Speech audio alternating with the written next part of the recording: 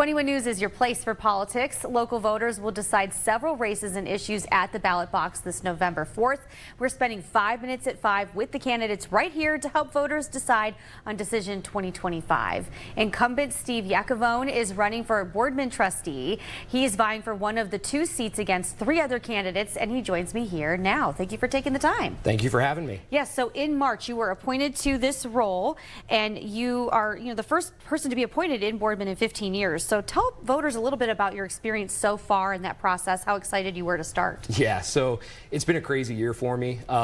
It was an honor and a privilege to get the position in March. There were a number of us that interviewed, and I was the one that was selected. It's just, it was when I started, there was a lot to learn, right? And I've been taking it day by day, learning what I can, also running a campaign to try to continue to have this position in November. But I really think I'm in a unique position, given that I've already been here for about 6-7 months. I've been able to build relationships with the township, with the people in the township, and I can hit the ground running in November. Now, with that being said, I'm also so new to the board that I am that change people are asking for in Boardman. I bring a unique perspective.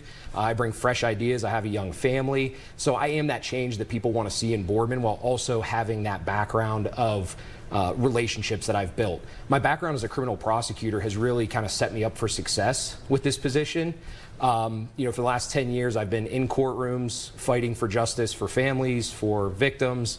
I haven't been sitting behind a desk. I've been in front of juries, in front of judges, and some of my opponents want to minimize my title, call me a suit.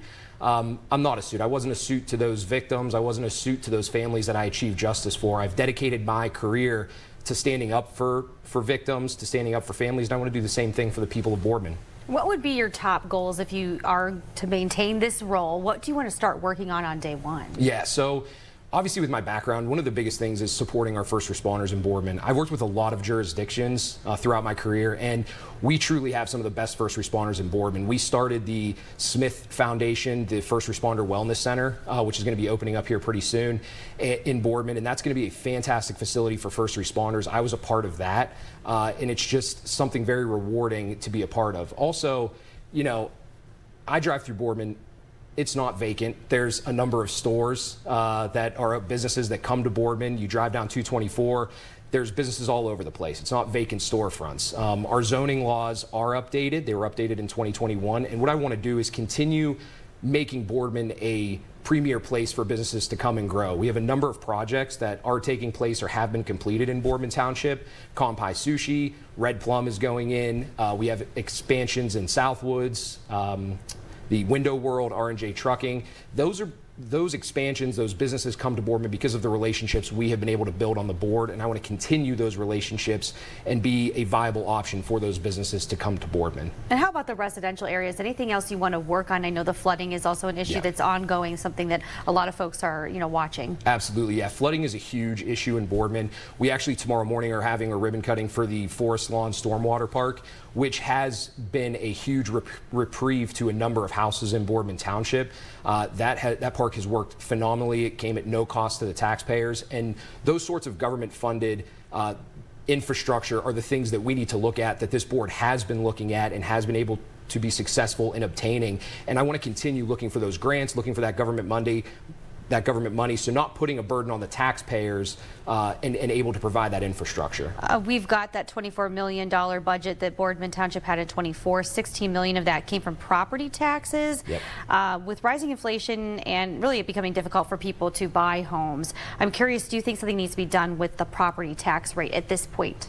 Yeah, so listen, I'm going door to door. I'm talking to people in Boardman Township. It is a huge issue. It's one of the biggest things that get brought up to me.